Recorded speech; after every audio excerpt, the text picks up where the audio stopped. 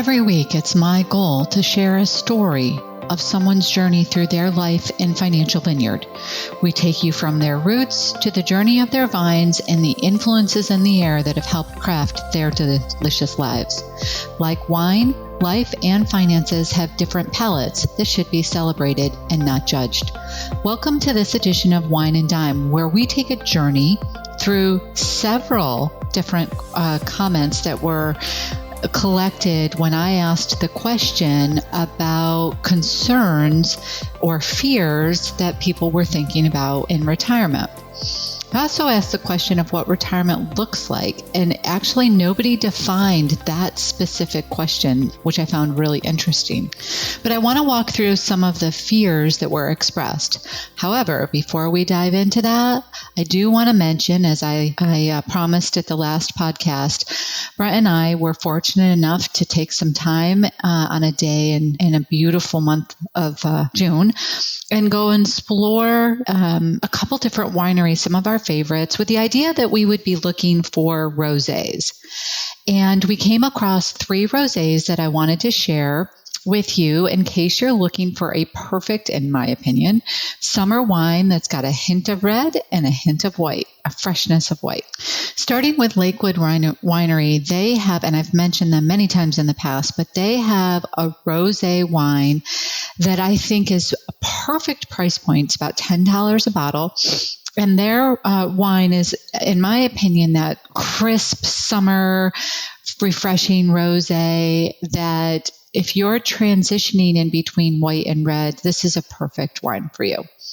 We then headed up the side of the lake further to go to another one of my favorites, which is Préjean. Now, Préjean is currently out of stock of their rosé, but when it comes back in, a little bit higher price point, but just mouth-watering. So if you're looking for a middle-of-the-road rosé with a fabulous taste, middle-of-the-road price point, with a fabulous taste, check out when the new release comes out, check out the wine coming from Préjean, the rosé coming from Préjean. And then third, we wrapped around to the other side of, actually to another lake, Keuka Lake, where we touched base with one of our favorite wineries again, which is Weiss, which is spelled like Weiss, W-E-I-S, but it's pronounced Weiss, which is a German-made wine. And they have 2 rosés, 2 dry rosés. One is made with Zweigelt, and the other is a dry rosé. Now, the Zweigelt is very limited quantity, high quality, very limited quantity. So if you're listening to this podcast, it may or may not be available if you're searching at this point in time.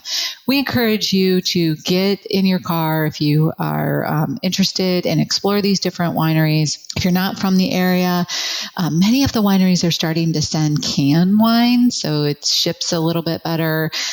Or you can order, and just don't forget to let bottle shock wear off a little bit. If you do order it, don't open the bottle right away. So those are our top recommendations for rosé wines. And we particularly chose rosé for this podcast because June 16th happens to be National Rosé Wine Day. So that's where I'm coming from. Now, hopping over to the comments that I made, or the questions that I made about the biggest fears that somebody is considering heading into retirement. Overwhelmingly, I heard not having enough money to live comfortably till the end of life.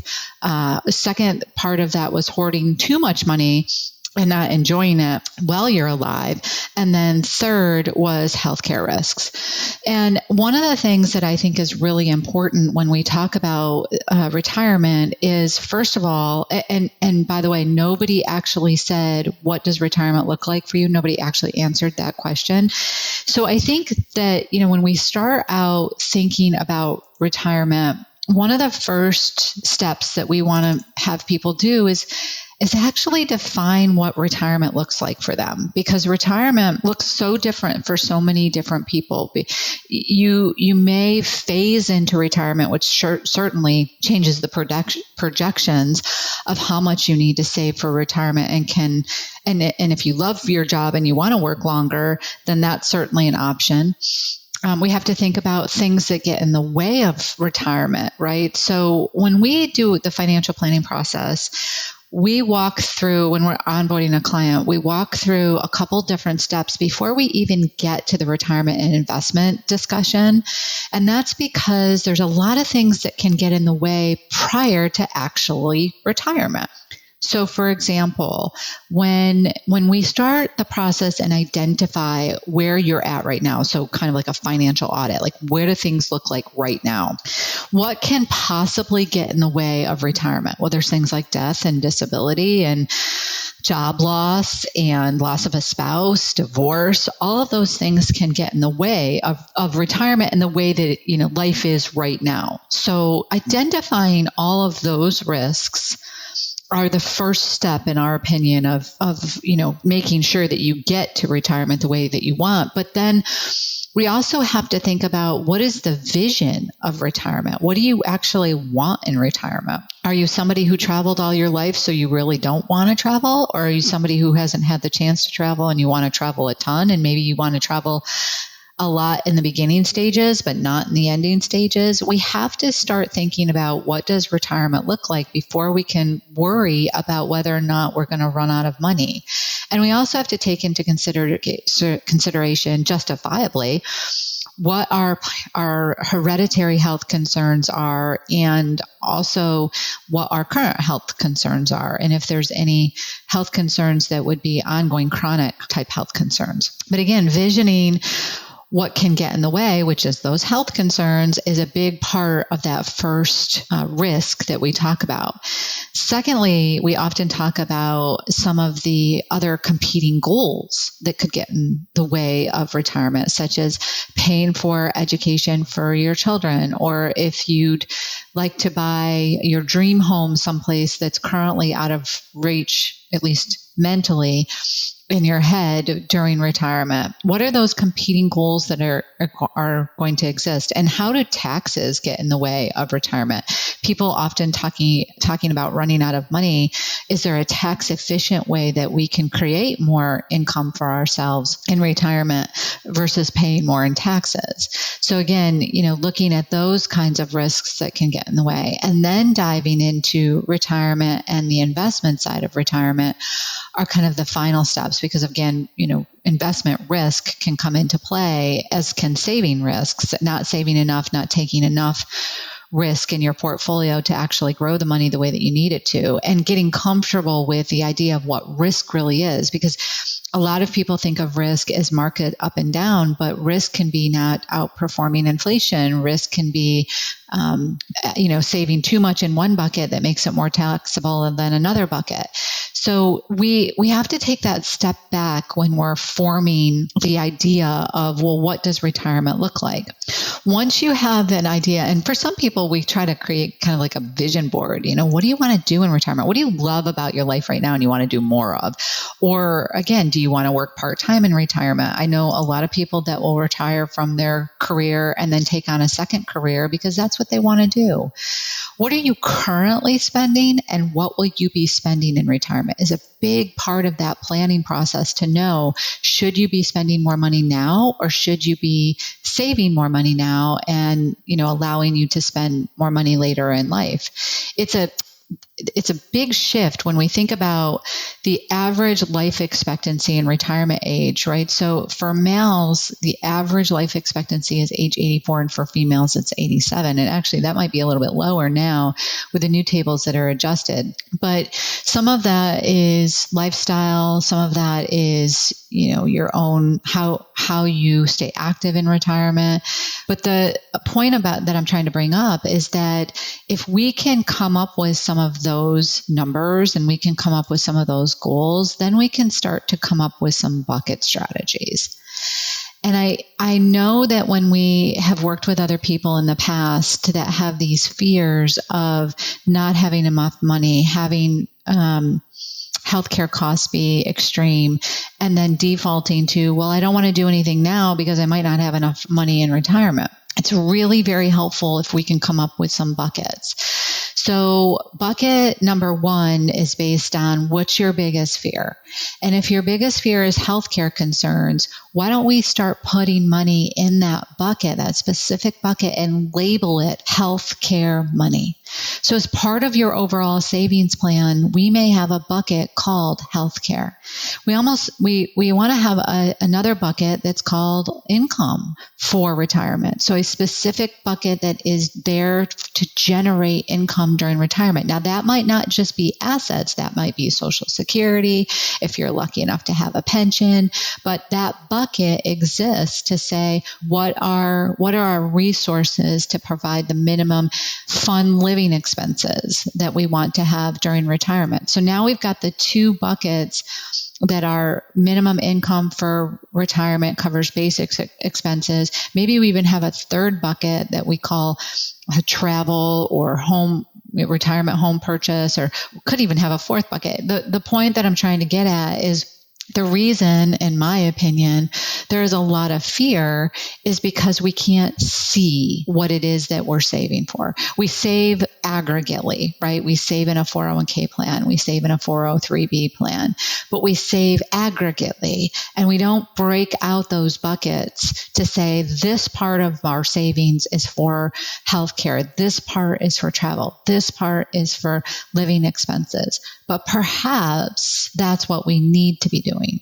Now, longevity gets thrown in there too, right? So we can plan for a very long life expectancy, so that the money is there for income and healthcare purposes, and we hope that you live that long. We can also plan on the average to see what that looks like and maybe marry the 2 somewhere in the middle. But I think, again, if we look at healthcare buckets, especially if you're in your early 40s or late 30s, when you're really starting to think even more so about this, we have time to save in those buckets. And it could be that the bucket is retirement money, but we could name it, give it a name. I read a great book by somebody I've actually had on this podcast before, Dr. Barbara O'Neill. She's also a CFP, and she wrote a book called Flipping the Switch. And it's it says your guide to happiness and financial security later in life. And even though the idea behind it is that it's meant for somebody who's later in life, I think it's an incredible book to read even when you're not there yet, because it gives you some ideas about what you should be thinking about in the future. And again, just education, I think, draws down the fear, right? Deciding if you have enough is really important. And she suggests that you can actually do some savings calculations. There are several online calculators, actually. And one that she points out is a FINRA retirement calculator. And that can be found on the FINRA website, and specifically tools.finra.org/retirement_calculator. You get to answer 13 questions about your current retirement savings, and it'll give you some basic input, right? So there's also, Vanguard has a couple of different calculators out on their website that can help give you some ideas, and they even use some Monte Carlo scenarios. And she further goes on to mention, maybe even hiring a financial planner and paying, a fee to have those projections run, because they can kind of jog your memory about things that you might be looking for. And I know that's sort of self-serving in my particular situation, but it is something that's important, because we think of things like, what are those competing goals? What are those buckets? What do you want retirement years to look like? What do you want caregiving to look like later in life? Those important questions we dig into through some of the software that we use. And the other thing that we always mention to people, and we don't have, certainly we'd love to work with anybody that wants to dig into that, but you can find a financial planner, whether they're good or not, I shouldn't say that, but you can find a financial planner. Many of them are working remotely anymore. So no matter where you are in the country, you can match your style or needs of financial planning with a financial planner you think will best suit you. But you can find a CFP, a certified financial planner, by going out to www.letsmakeithappen.com. makeaplan.org. That's the CFP site that you can find a financial planner for. So those are some ideas about, just running some calculators on yourself, but even thinking about what do you want your retirement to look like? And creating those buckets, I think, is really important. If you can envision, different buckets, you could even do boxes or whatever. But if you could take a piece of paper out and actually write down the different buckets that you're thinking about: living expenses, healthcare, maybe you have some college expenses, maybe you have some wedding expenses or rehearsal expenses. It's possible that you want to buy a home. It's possible that you want to take on vacation. All of those kinds of things.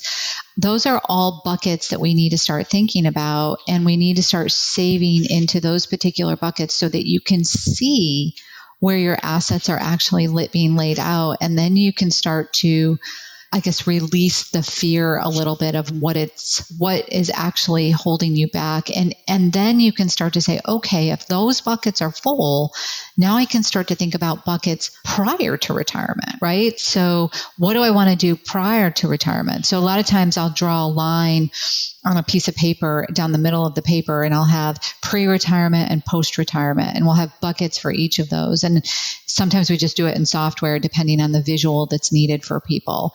But when we do that, that really alleviates the fear in our experience about those kinds of concerns. Now, I'm not saying that it alleviates it completely. I'm just saying it helps reduce some of the fears that people have when they take the extra step to do some of that. We will continue to explore this area of retirement. June is Retirement Awareness Month. One of the things that I wanted to mention to people, because they do get very confused when we start talking about types of retirement accounts, is I wanted to take just a few minutes to talk about the savings vehicles, since I've talked about the buckets, the savings vehicles, and just some suggestions. Now, these might not be all right for you, and that's one of the things we always say about financial planning, is that what's right for your neighbor might not be right for you because of all of the different circumstances involved in financial planning. But thinking about the different types of retirement vehicles, you've got the standard retirement vehicles like 401k, 403b, 457. Those are all very similar types of plans. They just work with different types of companies. So, for example, a 401k used to be limited to a for-profit company, because technically it's a profit-sharing plan that has a salary deferral provision associated with it, but they've expanded the types of companies that can now use them. 403bs are typically for nonprofit organizations or schools. That's typically where we saw 403bs. So educators used 403bs a lot because they were for nonprofit organizations. And then 457 plans are generally for government workers. Now, there's I'm talking about qualified plans or plans that have employee deferrals. There's a different type of 457 plan that if you're a highly compensated individual, or if you're being offered a deferred compensation plan, that is different than what I'm talking about right now. But those plans have similar deferral limits, which are, based on your age. So if you're under 50 versus over 50. There's also IRAs, and there's two types of IRAs. One is a traditional IRA and one is a Roth IRA. I'm going to take just a moment to explain that. So a traditional IRA can be either deductible or non-deductible. And so a lot of people think, I can't make an IRA contribution, I make too much money. We'll say, no, you can still make an IRA contribution. It just might not be a deductible IRA contribution. So traditional IRAs, the way they work is you put money in and you may be able to deduct them on your taxes or you may not. But the earnings, regardless, so if you can deduct them on your taxes, then it lowers your taxes, and then the earnings grow tax-free until tax-deferred until you pull the money out. Then you have to pay tax on that, right? So if you were able to deduct your IRA contribution, it went in, it reduced your taxes, the earnings grow over time, they're all tax tax sheltered. And then when you go to take money out, you have to pay taxes on that money. If it was a non-taxable, so you couldn't tax it. In other words, you put money in the traditional IRA, but you couldn't deduct it. You couldn't take it as a deduction on your tax return. The earnings still grow tax deferred, but when you take money out, the taxability of that is a combination of taking into consideration what you didn't take as a deduction on your tax return and what you earned. And it's not one or the other. It's not like first in, last out, or last in, first out. It is a combination. It's a calculation that has to be used to come up with how much is taxable. A lot of times, if you can't deduct your traditional IRA, then we suggest that you do a Roth IRA. And a Roth IRA goes in, you can't deduct it off your tax returns. The earnings grows tax-free as long as you meet all of the requirements behind taking the money out. You can always get to the contributions, and that truly is a contribution comes out first if you ever do need to take money out and you haven't met the requirements for a waiver of penalty and taxes on that money. If you make too much money, though, you can't make a Roth contribution. Then we would go back to making the non-deductible traditional IRA and then possibly converting it into a Roth IRA, which is what's called a backdoor Roth IRA. Now, there's some restrictions on that because if you already have a traditional IRA that has a balance, there may be a complication with that. So often we look for opportunities within your company 401k plan to make after-tax contributions if that's the case. So I know I just threw a lot at you for savings. The one thing that I wanted to make sure that I also mentioned is it's okay to save in an after-tax account too. And one of the reasons why I point that out is because what we see happening a lot for people that are in their late 40s, early 50s is they've done a fabulous job saving in all of the pre-tax accounts. But then when they go to retire, everything that they have to pull out is in pre-tax money and they're paying taxes on it. And they're generally living at a higher rate of living than they were when they were in their 20s and 30s. So it may not make sense to put all your eggs in one basket from a savings type. So we hear that a lot from an investment type, but we also want people to understand it's really important to have different savings buckets heading into retirement as well. And that's important that we start that at a very early age. So again, we're going to continue to explore retirement planning throughout the month of June. If you have any questions, have any things that you'd like us to explore further, please send us an email and let us know. That's info@rootedpg.com or on any of the social media that you might follow us on.